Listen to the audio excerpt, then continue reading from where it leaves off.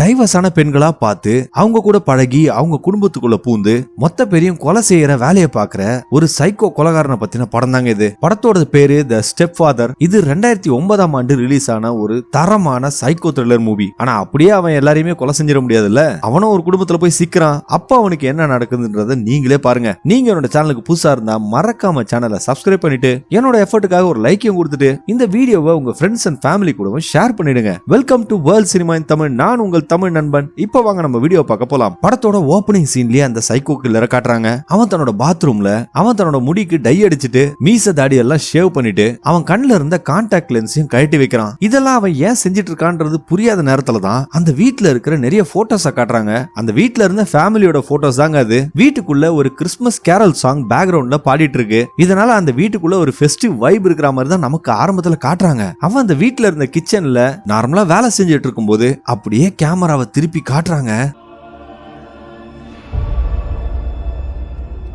அந்த family members எல்லாருமே இறந்து போயிருக்காங்க. ஒரு அம்மாவும் அவங்களோட 3 பசங்களும் இறந்து போயிருக்காங்க. அது மட்டும் இல்லாம அந்த கிச்சன் சிங்க்ல ரத்தக்கரை படிஞ்ச சில டூல்ஸும் இருக்கு. அந்த ஆளும் பொட்டி பொடிகள்லாம் கட்டிக்கிட்டு கூலா அந்த வீட்டை விட்டு கிளம்பி கார் எடுத்துக்கிட்டு போயிடுறாங்க. கட் பண்ணி நெக்ஸ்ட் சீனை காட்டும் போது ஒரு போலீஸ் டிபார்ட்மெண்ட்டை காட்டுறாங்க. அதுல இருந்த போலீஸ் ஆபீசர் இந்த ஃபேமிலியோட கொலையை பத்தி இன்வெஸ்டிகேஷன் பண்ணிட்டு இருக்காரு. கொலையாளி அந்த ஃபேமிலியோட ஸ்டெப் ஃபாதர். அவனோட பேரு கிரேடி எட்வர்ட்ஸ். கொலை பண்ணிட்டு அவன் யாரு கண்ணிலே சிக்காம தப்பிச்சிட்டு இருக்கான் அப்படின்னு பேசிட்டு இருக்காங்க. இன்னும் அவங்க இன்வெஸ்டிகேஷனை துருவி பார்க்கும்போது இதே போலதான் ஏற்கனவே ஒரு ஃபேமிலியை அவன் கொலை செஞ்சிருக்கிறது அவங்களுக்கு தெரிய வருது. இந்த கிரேடி இருக்கான்ல, அவன் ஒரு சீரியல் கில்லரா இருக்கலாம்னோ டைவர்ஸான இல்ல சிங்கிளான பெண்களை மட்டும் தான் அவன் டார்கெட் பண்ணி அவங்களோட ஃபேமிலியை கொல்றானோ அவங்க சந்தேகப்படுறாங்க. அவன் கொலைகள் எல்லாம் ரொம்ப பர்ஃபெக்டா பண்ணிட்டு ஒரு க்ளூ கூட விட்டுட்டு போக மாட்டேங்கிறான். அது மட்டும் இல்லாம அவன் கிரெடிட் கார்டை வச்சு கண்டுபிடிச்சிருவாங்கன்னு சொல்லி எல்லா டிரான்சாக்சனுமே கேஷ்ல தாங்க பண்றான். அவனோட பேர்ல ஒரு டிரைவிங் லைசன்ஸ் கூட அவனுக்கு கிடையாதுங்க. இப்படிதான் அவன் இத்தனை வருஷமா போலீஸை ஏமாத்திட்டு இருந்திருக்கான். இப்ப அந்த கொலை நடந்து சில நாட்கள் ஆயிடுது. அந்த கொலைகாரன் ஒரு நாள் grocery ஸ்டோருக்கு போகும்போது எதர்ச்சியா ஒரு லேடியா அவன் பாக்குறான். அப்ப அந்த லேடியோட பசங்க அந்த லேடியோட பேச்சை கேட்காம எதிர்த்து பேசிட்டு இருக்கும்போது இவன் அந்த லேடிக்கு சப்போர்ட் பண்ற மாதிரி பேசிட்டு இருக்கான். அந்த லேடியோட பேரு சூசன் ஹார்டிங்ஸ். அவன் பேசுனதை கேட்டு இவங்களுக்கும் ஒரு இம்ப்ரெஷன் வந்துருது. அதே சமயத்துல அவன் எப்படி பேசுறான்னா, உங்களுக்கு 2 அற்புதமான பசங்க இருக்காங்க, என் வைஃப் சில வருஷத்துக்கு முன்னாடி கார் ஆக்சிடென்ட்ல இறந்து போயிட்டா அப்படின்னு பேசி அவங்க கிட்ட சிம்பத்தி கிரியேட் பண்றான். இதை கேட்ட உடனே சூசனுக்கும் அந்த ஆளு மேல ஒரு அட்ராக்ஷன் வந்துருது. இவங்களுக்கும் சமீபத்துல தாங்க டைவர்ஸ் ஆயிருக்கு போல. அந்த கடையோட பார்க்கிங் லாட்ல சூசன் அந்த ஆளை சந்திச்சு பேசும்போது அந்த ஆள் தன்னோட பேரு டேவிட் ஹாரிஸ் அப்படின்னு சொல்லி இன்ட்ரோடியூஸ் பண்ணிக்கிறான். அவனோட அந்த சாமிங்கான லுக்க பார்த்து சூசனும் ஈஸியா மயங்கிடுறா. இவ்வளவு சீக்கிரம் அந்த ஆளை பார்த்து அவங்க நம்பிட்டு ஒரு பீட்சா பார்ட்டிக்கு தங்களோட ஃபேமிலியோட அவரை ஜாயின் பண்ணிக்க கூப்பிட்ட உடனே அந்த கில்லரும் ஜாயின் பண்ணிக்கிறதுக்கு சம்மதிக்கிறான். இப்போ ஃபாஸ்ட் ஃபார்வர்டா நமக்கு 6 மாசம் கழிச்சு காட்டும் போது சூசனோட மூத்த மகன் மைக்கேல் தன்னோட மிலிட்டரி ஸ்கூல்ல இருந்து லீவ் வாங்கிட்டு அவனோட கேர்ள் ஃபிரெண்ட் கெல்லி அப்படின்ற ஒரு பொண்ணு கூட சூசனோட வீட்டுக்கு வரான். இப்போ சூசனும் டேவிடும் என்கேஜ் ஆகி சூசனோட குழந்தைங்க கூட தான் வாழ்ந்துட்டு வராங்க. இந்த விஷயத்தை பத்தி மைக்கேலுக்கு அந்த அளவுக்கு டீப்பா தெரியாதுங்க. வந்த அந்த 2 பேரையும் அந்த மொத்த ஃபேமிலியும் ஒரு சர்ப்ரைஸ் பார்ட்டி வச்சு வரவேற்கிறாங்க. இத பார்த்த மைக்கேலுமே ரொம்ப சந்தோஷப்படுறான். சூசனும் தன்னோட மகனை ரொம்ப அன்பா வரவேற்கிறாங்க. அந்த ஃபேமிலியில இருக்கிற எல்லாருமே ரொம்ப சந்தோஷப்படுறாங்க. அந்த நேரத்துல தான் மைக்கேல் தன்னோட ஸ்டெப் ஃபாதர் டேவிட மீட் பண்றான். டேவிட் அந்த பையனை வீட்டுக்கு வெல்கம் பண்ற மாதிரி அந்த பார்ட்டியில ஒரு ஸ்பீச் எல்லாம் கொடுக்கறத பார்த்த மைக்கேலும் டேவிட நினைச்சு ஓரளவுக்கு மனசுக்குள்ள சந்தோஷப்படுறான். அந்த பார்ட்டியில சூசனோட சிஸ்டர் ஜாக்கி அப்படின்ற ஒரு லேடி தான் வேலை செய்யற ரியல் எஸ்டேட் கம்பெனில டேவிடுக்கு ஒரு வேலை வாங்கி தரேன் அப்படின்னு சொல்லி ஐடியா சொல்லிட்டு இருக்கா. சூசனுக்கும் இந்த ஐடியா ரொம்ப பிடிச்சு போயிடுது. ஏன்னா டேவிட் வேலைக்குன்னு சொல்லிட்டு ரொம்ப தூரம் டிராவல் பண்ண தேவையில்லை. இத பத்தி டேவிட கேட்ட உடனே ஆரம்பத்துல கொஞ்சம் தயக்கம் காமிச்சாலும் அந்த ஆள் அந்த வேலையை ஏத்துக்கிறதுக்கு சம்மதிக்கிறான். அந்த பார்ட்டி நடந்துட்டு இருக்கும்போது டேவிட் மைக்கேல் கூட தனியா பேசுறதுக்காக அந்த பையன் கிட்ட போயிட்டு பேஸ்மெண்ட்டுக்கு வரியா, நான் கூட தனியா பேசணும்னு சொல்லி கூட்டிட்டு போறான். அந்த வீட்டோட பேஸ்மெண்ட்டுக்கு போன மைக்கேல் பார்க்கும்போது டேவிட் அங்க கேபினட்ஸ் எல்லாம் ரெடி பண்ணி அதை லாக் வேற பண்ணி வச்சிருக்காங்க. அதுக்குள்ள என்ன இருக்குன்னு தெரியல. இப்போ டேவிட் மைக்கேலோட ட்ரஸ்ட வாங்குறதுக்காக அவங்க கிட்ட நல்லா பேசுற மாதிரி நடிக்கிறான். உனக்கு மறுபடியும் அந்த மிலிட்டரி ஸ்கூலுக்கு போறது பிடிக்கலன்றது எனக்கு நல்லா தெரியும். அதனால உனக்கு ஒரு ஐடியா நான் தரேன். உன் காலேஜோட ஸ்விமிங் கிளப்ல சேர்றதுக்கு நான் உனக்கு சான்ஸ் வாங்கி தரேன். அதுல மட்டும் நீ சேர்ந்துட்டீனா உனக்கு ஸ்காலர்ஷிப் கிடைச்சிரும். அதுக்கப்புறம் நீ நினைக்கிற யூனிவர்சிட்டியில ஜாயின் பண்ணிக்கலாம் அப்படின்னு சொல்றான். அந்த பார்ட்டி முடிஞ்சதுக்கு அப்புறம் மைக்கேல் தன்னோட கேர்ள் ஃபிரெண்ட் கெல்லிய அவங்க வீட்ல இருந்து சென்ட் ஆஃப் பண்ணிட்டு இருக்கும்போது தூரத்துல இருந்து டேவிட் ஒரு மாதிரி குறுகுறுன்னு பாத்துட்டு இருக்காங்க. இப்போ மைக்கேல் ரூம்ல இருக்கும்போது அவங்க அம்மா மைக்கேல் கிட்ட வந்து, இப்போ நீ டேவிட ஸ்டெப் ஃபாதரா ஏத்துக்கிறதுக்கு கொஞ்சம் தயக்கமா இருக்கும்னு எனக்கு நல்லா நல்லா தெரியும், பட் அந்த ஆளு கொஞ்சம் சான்ஸ் கொடு, கண்டிப்பா உனக்கு அவரை பிடிக்கும் அப்படின்னு சொல்லி கன்வின்ஸ் பண்றாங்க. ஆனா மைக்கேல் அவங்க அம்மா கிட்ட வந்த அன்னைக்கே லெக்சர் ஆரம்பிச்சிடாதமா, போக போக பார்க்கலாம் அப்படின்னு சொல்லிடுறான். அடுத்த நாள் டேவிடும் கிளம்பி மைக்கேலோட அந்த பழைய காலேஜ் ஸ்விம்மிங் பூல் கிளப்புக்கு போய் அங்க இருந்த இன்ஸ்ட்ரக்டர் கிட்ட தன்னோட பேச்சு திறமையால எப்படியோ பேசி மைக்கேலுக்கு அந்த கிளப்ல ஒரு சீட்டை வாங்கிடுறான். இதை செஞ்சது மூலமா மைக்கேலும் டேவிட கொஞ்சமா நம்ப ஆரம்பிக்கிறான். அன்னைக்கு மத்தியானம் கெல்லி மைக்கேலோட வீட்டுக்கு வந்து ரெண்டு பேரும் ஸ்விம்மிங் பூல்ல கொஞ்சம் ஜாலியா இருந்துட்டு இருக்காங்க. இன்னொரு பக்கம் வீட்டுக்குள்ள மைக்கேலோட தம்பி ஷான் வீடியோ கேம ரொம்ப சவுண்டா வச்சுக்கிட்டு விளையாடிட்டு இருக்கான். இந்த சத்தம் அதிகமா இருந்ததுனால சூசனும் அந்த பையன் கிட்ட சவுண்ட குறைடா அப்படின்னு சொல்லி கத்திட்டு இருக்காங்க. ஆனா அந்த பையன் அதை சட்டை பண்ற மாதிரியே தெரியல. அப்பதாங்க எதிர்பாராத ஒரு விஷயம் ஒண்ணு நடக்குது.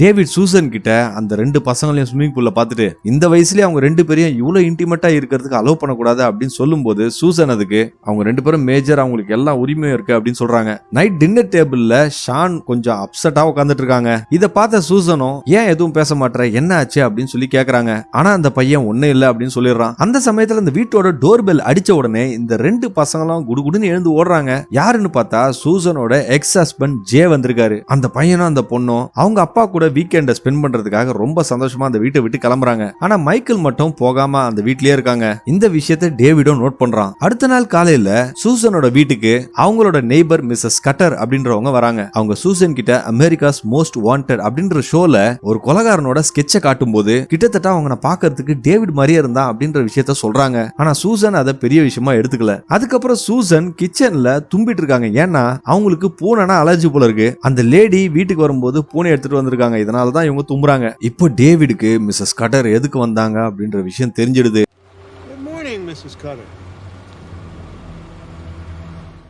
அன்னைக்கு மத்தியானம் டேவிடும் மைக்கேலும் ஒரு ரெஸ்டாரண்ட்ல லஞ்ச் சாப்பிட்டு இருக்கும்போது அவங்க ரெண்டு பேரும் ஃபேமிலியை பத்தின ஒரு டிஸ்கஷன் பண்ணிட்டு இருக்காங்க. அந்த சமயத்துல டேவிட் தெரியாதனமா அவனோட இறந்து போன மகளை ரெண்டு பேரை வச்சு கூப்பிடுறான். முதல்ல அந்த பொண்ணோட பேரு மிஷல்னு சொல்றான், அதுக்கப்புறம் லீசான்னு சொல்றான். இதை கேட்டு மைக்கேலும் கொஞ்சம் ஷாக் ஆகும்போது உடனே அவன் கரெக்ட் பண்ணிக்கிற மாதிரி அவளோட முழு பேரு லீசா மிஷல் அப்படின்னு சொல்றான். இப்போ மைக்கேலுக்கு அதுல ஒரு கன்ஃபியூஷன் வந்துருது. ஆனா டேவிட் எப்படியோ அவனை அதுல இருந்து டைவர்ட் பண்ணி கூட்டிட்டு போயிடுறான். இப்போ வீட்டுக்கு வந்த டேவிட் சூசனோட கம்ப்யூட்டர்ல அந்த அமெரிக்காஸ் மோஸ்ட் வாண்டட் அந்த வெப்சைட்டுக்குள்ள போய் பார்க்கும்போது அதுல ஒரு கிரிமினலோட போட்டோ வருதுங்க. அவனோட பேர் அதுல போட்டிருக்கு. பார்க்கிறதுக்கும் அவன மாதிரி தாங்க கிட்டத்தட்ட இருக்கு. அடுத்த சீன்ல நமக்கு மிஸ்ஸஸ் கட்டர்ஸோட வீட்டை காட்டும் போது திடீர்னு அவங்களோட டோரோட காலிங் பெல்ல யாரோ அடிக்கிறாங்க. அவங்களும் வெளியே வந்து கதை திறந்து பார்க்கும்போது யாருமே அங்க இல்லீங்க. அவங்களும் ஏதோ பசங்க தான் விளையாடுறாங்கன்னு சொல்லிட்டு அந்த வீட்டுக்குள்ள வரும்போது அவங்களோட பூனை எதையோ பார்த்து பயந்து ஓடுது. அப்போதாங்க இந்த சம்பவம் நடக்குது.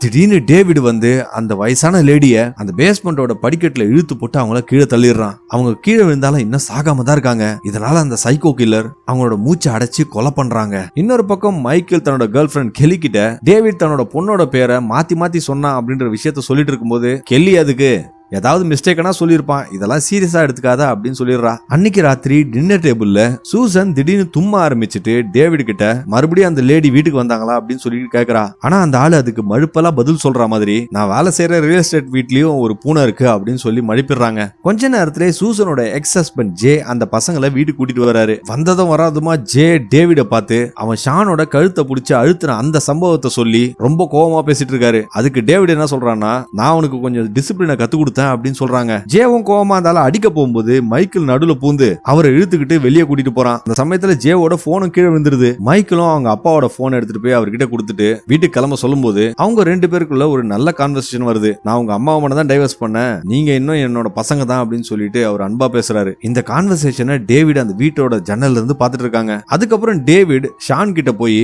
அன்னைக்கு அவன் நடந்துகிட்டது மன்னிப்பு கேக்குறான். இருந்தாலும் சூசன் டேவிட் மேல ரொம்ப அப்செட்டா தாங்க இருக்காங்க. அதோட சூசன் கிட்ட அந்த ஆள் மன்னிப்பு கேட்டுட்டு உன் பசங்க கிட்ட ஒரு மரியாதையை தான் நான் எதிர்பார்த்தேன் அப்படின்னு சொல்லும் போது அவங்க ரொம்ப கோவமா ரெஸ்பெக்ட் நீ ஏர்ன் பண்ணணும் அப்படின்னு சொல்றாங்க. அடுத்த சீன்ல டேவிட் சூசனோட சிஸ்டர் ஜாக்கியோட ரியல் எஸ்டேட் ஆபீஸ்ல தான் ஒர்க் பண்றாருன்ற மாதிரி காட்டுறாங்க. அப்ப அந்த லேடி அந்த ஆளு கிட்ட அவனோட பேங்க் டீடைல்ஸ் எல்லாம் ஃபில் பண்ண சொல்லி ஒரு ஃபார்மை கையில கொடுக்குறாங்க. ஆனா அந்த ஆளுக்கு அந்த நேரத்துல பயம் வந்துருது. எனக்கு சம்பளத்தை கேஷாவே கொடுத்துருங்க அப்படின்னு சொல்லி கேட்கும்போது அப்படிலாம் நாங்க தர முடியாது அப்படின்னு சொல்லி அந்த லேடி சொல்லிடுறாங்க. வீட்டுக்கு வந்து டேவிடும் சூசன் கிட்ட எனக்கு அந்த ரியல் எஸ்டேட் ஆபீஸ்ல வேலை செய்யறதே பிடிக்கல, அதனால நான் இனிமே வேலைக்கு போக மாட்டேன் வரமாட்டேன் அப்படின்னு சொல்லிடுறாங்க. அதே ராத்திரி சூசன் தன்னோட சிஸ்டர் ஜாக்கி கூடவும் இன்னொரு ஃப்ரெண்டு கூடவும் வெளியே போறா. அப்ப ஷானும் மைக்கிளும் ரூமுக்குள்ள வீடியோ கேம்ஸ் விளையாடிட்டு இருக்கானுங்க. அந்த நேரத்துல அவங்க வீட்டோட காலிங் பெல் அடிச்ச உடனே டேவிடும் கதவை திறந்து பார்க்கும்போது ஜே வெளியே நின்னுட்டு இருக்காரு. அவர் டேவிட் கிட்ட நான் முன்னாடி நடந்துகிட்டது மன்னிப்பு கேட்டுக்கிறேன் அப்படின்னு சொல்லிட்டு ஏதோ ஒரு ஒர்க் ட்ரிப் போறதுனால தன்னோட பசங்க கூட கொஞ்சம் டைம் ஸ்பெண்ட் பண்ணலாம்னு சொல்லி வந்திருக்காரு. அவங்களோட கான்வர்சேஷன் ஆரம்பிக்கிறதுக்கு முன்னாடி டேவிடோட போன் அடிக்குதுங்க.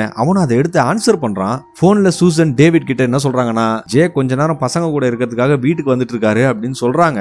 அதுக்கு இவன் இன்னும் ஜே வீட்டுக்கு வரல அப்படின்னு சொல்றாங்க. இப்ப அந்த போன் கால் முடிஞ்ச அப்புறம் ஜே டேவிட பார்த்து, நான் உன்னை பத்தி நான் கொஞ்சம் பேக்ரவுண்ட் செக்லாம் பண்ணேன். நீ படிச்சதா சொன்னியே காலேஜ், அந்த காலேஜ்ல நீ படிக்கல, யாருதான் நீ அப்படின்னு சொல்லிட்டு அவர் பேசிக்கிட்டே போகும்போது டேவிட் மெதுவா நழுவுறாங்க. அப்போ திடீர்னு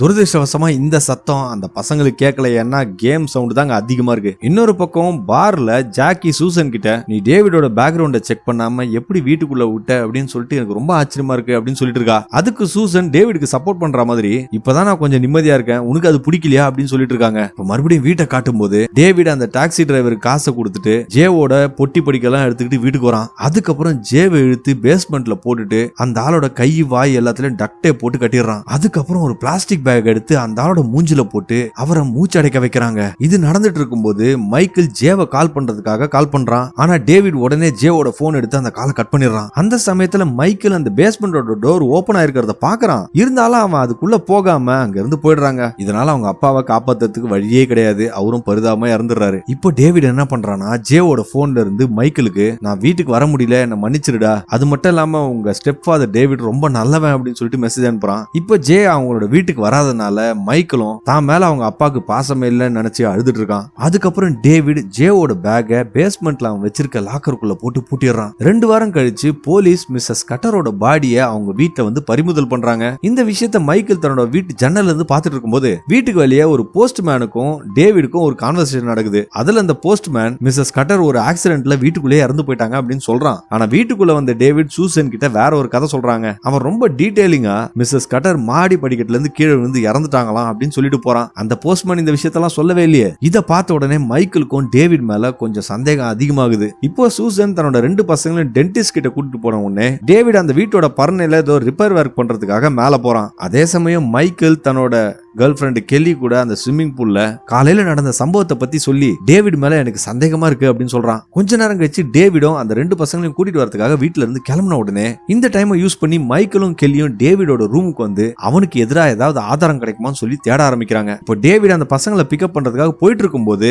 சூசன் அந்த ஆளுக்கு போன் பண்ணி பசங்களை நானே பிக்கப் பண்ணிக்கிறேன் அப்படின்னு சொல்லிடுறாங்க. இதனால டேவிடும் வீட்டுக்கு திருப்பி வந்துடுறான். அவன் வர்றதை கேட்ட 2 பேருமே அந்த கிளாசட்டுக்குள்ள ஒளிஞ்சுக்கிறாங்க. வீட்டுக்குள்ள வந்த டேவிட் தரையில ஈர காலோட நடந்த தடங்கள் எல்லாம் பார்த்துட்டு இந்த 2 பசங்களும் உள்ளதான் இருக்கிறாங்கன்னு சொல்லி தேட ஆரம்பிக்கிறான். மைக்கேலோட பெட்டை செக் பண்றான். அதுக்கப்புறம் அவன் கிளாசெட்ல இருந்த ஹேங்கர் ஆடிட்டு இருக்கிறத பார்த்து நோட் பண்றான். அவனும் ஜன்னல் வழியா அந்த ஸ்விம்மிங் பூல பார்க்கும்போது அதிர்ஷ்டவசமா அவங்க 2 பேரும் எப்படியே அவன் கண்ணில் படாம ஸ்விம்மிங் பூல்ல போயிடுறாங்க. அன்னைக்கு ராத்திரி டின்னரை முடிச்சுட்டு டேவிட் மைக்கேலோட ரூமுக்கு வந்து ஒரு சாட் பண்ண ஆரம்பிக்கிறான். அவன் மைக்கேல் கிட்ட, நம்ம கொஞ்சம் ஓப்பனா இருப்போமே, நீ அந்த பொண்ணை என்னோட ரூமுக்குள்ள வந்து எதையோ தேடினீங்கன்னு எனக்கு நல்லா தெரியும் சொல்லிட்டு போறாங்க. அன்னைக்கு ராத்திரி மைக்கேல் அவங்க அம்மாவோட ரூமுக்குள்ள போய் அந்த கம்ப்யூட்டர்ல பிரவுஸ் பண்ண ஆரம்பிக்கும் போது டேவிட் அந்த பிரவுசிங் ஹிஸ்டரியை டெலீட் பண்ணதுனால அந்த வெப்சைட் ஆட்டோமேட்டிக்கா வருது. அவன் அந்த வெப்சைட் ஓபன் பண்ணி பார்க்கும்போது அந்த கிரேடி எட்வர்ட்ஸோட ஸ்கெட்ச் வருதுங்க. அவனை பார்க்கிறதுக்கு கொஞ்சம் டேவிடோட சிமிலரா தான் இருக்கான். அடுத்த நாள் மைக்கேல் அந்த கிரேடி எட்வர்ட்ஸோட ஸ்கெட்சை கெல்லி கிட்ட காமிச்சு, இத பாரு டேவிட மாதிரியே இல்ல அப்படின்னு சொல்லும்போது, முட்டாள்தனமா வளராத, இது யாரா வேணா இருக்கலாம் அப்படின்னு அந்த பொண்ணு சொல்றா. இப்பதாங்க ஒரு சடன் டர்ன் வருது. மைக்கேல் அவங்க அப்பா ஜேவை காணணும் சந்தேகப்படக்கூடாதுன்றதுக்காக டேவிட் இன்னொரு மெசேஜ ஜேவோட போன்ல இருந்து மைக்கேலுக்கு அனுப்புறான். அது மட்டும் இல்லாம இப்போ ஜேவோட போனுக்கு ஜாக்கி டேவிட பத்தி பேசணும்னு சொல்லி ஒரு வாய்ஸ் மெயில் போட்டிருக்காங்க. இதையும் டேவிட் பாத்துறான். இதை அவன் பாத்துக்கிட்டே இருக்கும்போது மைக்கேலும் ஜேவோட போனுக்கு கால் பண்ணிடுறாங்க.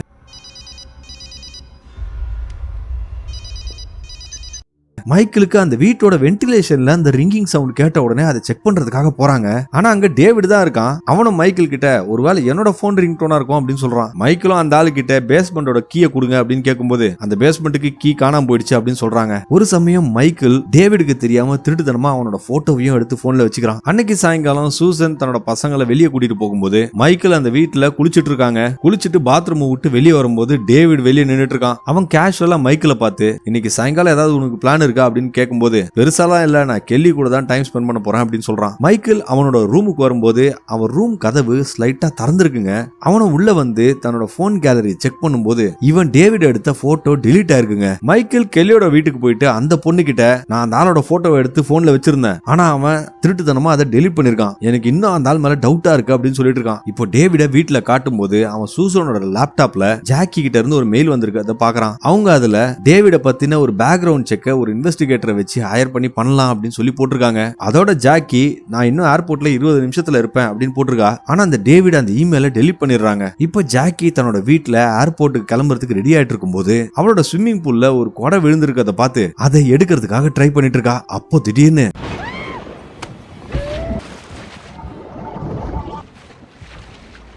இப்போ வீட்டுக்கு வந்த சூசன் டேவிட் கிட்ட ஜாக்கி கிட்ட இருந்து ஏதாவது போன் கால் வந்ததா அப்படின்னு சொல்லி கேட்கும்போது அந்த ஆளும் அப்படிலாம் எதுவும் போன் வரல அப்படின்னு சொல்லி கூலா சொல்றான். அன்னைக்கு ராத்திரியே சூசனை தீத்து கட்டுறதுக்கு அவன் முடிவு பண்ணிடுறாங்க. இதனால அவன் அவளுக்கு ஒரு தூக்க மாத்திரையை கொடுத்துறான். அதே சமயத்துல பாத்ரூம்ல அவன் நிறைய டூல்ஸ் எல்லாம் அரேஞ்ச் பண்ணி வச்சிருக்கத நம்ம பார்க்க முடியுது. இன்னொரு பக்கம் மைக்கிளும் கெல்லியும் அந்த வீட்டுக்கு பக்கத்துல காரை பார்க் பண்ணிட்டு நின்னுட்டு இருக்காங்க. அப்போ மைக்கிள் அந்த பேஸ்மெண்ட்டுக்குள்ள போறதுக்கு கெல்லி கிட்ட ஒரு பிளான் சொல்றான். வீட்டுக்குள்ள ஏதாவது ஆக்டிவிட்டியோ மூவ்மெண்டோ தெரிஞ்சா உடனே என்ன கூப்பிடு அப்படின்னு சொல்லிட்டு அவன் அந்த பேஸ்மெண்ட்டுக்கு போறாங்க. அவன் அந்த பேஸ்மெண்ட்ல இருந்த ஒரு கண்ணாடி டோரை உடைச்சு அதுக்குள்ள போயிடுறாங்க. கெல்லியும் அவனை வெளியே இருந்து பாத்துட்டு இருக்கா. உள்ள போனவன் எப்படியோ சக்சஸ்ஃபுல்லா அந்த கபோர்டோட லாக்க உடைச்சிட்டு ஓபன் பண்ணி பார்க்கும்போது அவங்க அப்பாவோட லக்கேஜ் அதுக்குள்ள இருக்கு. திறந்து பார்க்கும்போது அதுல இருந்து அவங்க அப்பாவோட உடைஞ்சு போன போன் அவனுக்கு கிடைக்குது. அவன் இன்னும் ஃபர்தரா அங்க இன்வெஸ்டிகேஷன் பண்ணிட்டு இருக்கும்போது அங்க ஒரு ஃப்ரீசர் இருக்கிறத அவன் பாக்குறான். இன்னொரு பக்கம் டேவிட் சூசன் தூங்கிட்டாளா அப்படின்னு சொல்லிட்டு செக் பண்றாங்க. வெளியே இருந்த கெல்லி அந்த வீட்டுல இருந்த ஒரு ரூமுக்குள்ள லைட் எரியறத கவனிச்சுட்டு மைக்கேல கான்டாக்ட் பண்றதுக்கு ட்ரை பண்றா. துரதிர்ஷ்டவசமா மைக்கேலோட போன் ஸ்லிப் ஆகி கீழே விழுந்து உடைஞ்சு போயிடுது.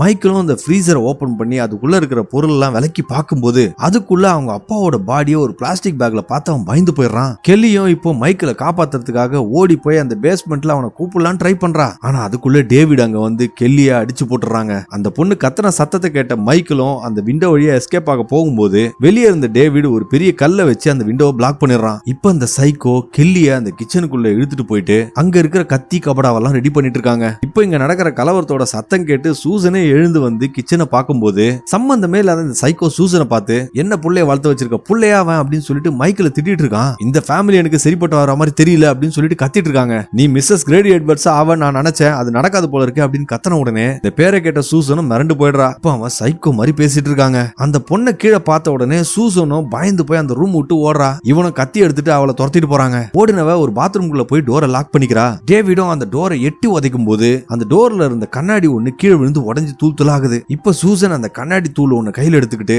உள்ள வந்த டேவிடோட கழுத்திலே அதை குத்திடுறாங்க. இதனால அந்த ஆளும் கொலாப்ஸ் ஆகி அந்த பாத் டப்ல கீழே விழுறான். மைக்கேல் எப்படியோ அந்த பேஸ்மெண்டோட டோரை உடைச்சு அந்த வீட்டுக்குள்ள வந்து கடந்த கெல்லியும் எழுப்புறான். ஹால்ல அவங்க அம்மாவையும் பார்த்து சந்தோஷப்படுறான். ஆனா அவங்களோட சந்தோஷம் ரொம்ப நேரம் நிலைக்கலங்க. டேவிட் மறுபடியும் எழுந்து வந்துடுறான். இதனால அவங்க கிட்ட தப்பிக்கிறதுக்காக அந்த பரண மேல வேகமா அவங்க ஏறுறாங்க. மைக்கேலும் முடிஞ்ச வரையும் போராடி அந்த பரணையோட டோரை க்ளோஸ் பண்ண ட்ரை பண்றான். ஆனா டேவிட் அந்த பரணைக்கு வந்துடுறாங்க. அந்த பரணையோட ஃப்ளோர் ரொம்ப வீக்கா இருக்கு போல இருக்கு. இதனால இவங்க ரெண்டு பேரும் சண்டை போட்டுட்டு இருக்கும்போது மைக்கேல் நின்னுட்டு இருந்த ஃப்ளோர் கொலாப்ஸ் ஆகி அவன் கீழே விழும்போது ஒரு கட்டையை பிடிச்சி தொங்குறாங்க. இப்ப தப்பிக்கிறதுக்காக கெல்லியும் அங்க இருந்த ஒரு எலக்ட்ரிக்கல் சாவை வச்சு டேவிட மிரட்டிட்டு இருக்கும்போது அவன் நின்னுட்டு இருந்த ஃப்ளோரும் உடைஞ்சு போயிடுது. இதனால அந்த பொண்ணும் சூசனும் சேர்ந்து கீழே விழுறாங்க. மைக்கேல் இதுக்கு மேல அவனை விட்டா வேலைக்கு ஆகாதுன்னு சொல்லிட்டு ஓடி போய் டேவிடுக்கு ஒரு ஸ்பியரை போட்டு அந்த ஜன்னலை உடைச்சுக்கிட்டு வீட்டோட ரூஃப்ல வந்து விழுறாங்க. இப்போ ரெண்டு பேருக்கும் சண்டை முத்தி போய் ஒரு கட்டத்துல ரெண்டு பேருமே அந்த ரூஃப்ல இருந்து கீழே விழுந்துறாங்க. இப்போ அவங்க ரெண்டு பேரும் நம்மளுக்கு காட்டும் போது ரெண்டு பேருமே மயக்கத்துல இருக்காங்க. அதே சமயத்துல போலீஸ் சைரனும் தூரத்துல கேட்கற மாதிரி நம்ம காட்டுறாங்க. அந்த சீனை கட் பண்ணி அடுத்த சீன் காட்டும் போது மைக்கேல் ஒரு ஹாஸ்பிட்டல் பெட்ல படுத்துட்டு இருக்க மாதிரி காட்டுறாங்க. அவனும் கண்ணை திறந்து பாக்குறான். அப்பதான் அவனுக்கு தெரியுது அவன் ஒரு மாசமா கோமால இருந்திருக்கான் போல இருக்குங்க. கீழே விழுந்த இம்பாக்ட்ல தான் அவனுக்கு அப்படி ஆயிருக்கு. ஷாக்கிங்கா டேவிடும் போலீஸ் வரும்போது அந்த இடத்துல இருந்து தப்பிச்சிட்டு இருக்கான் போல இருக்குங்க. அதுக்கப்புறம் அவங்களால டேவிட கண்டே பிடிக்க முடியல. படம் முடியறதுக்கு முன்னாடி நம்ம டேவிட பார்க்க முடியுது. அவன் மறுபடியும் தன்னோட கெட்டப்ப மாத்திக்கிறான். அவன் ஒரு ஸ்டோர்ல ஷாப்பிங் பண்ணிக்கிட்டு ரெண்டு பசங்க இருக்கிற ஒரு வீடியோவை பார்த்து பேச ஆரம்பிக்கிறாங்க. மறுபடியும் ஆரம்பிச்சிட்டானா?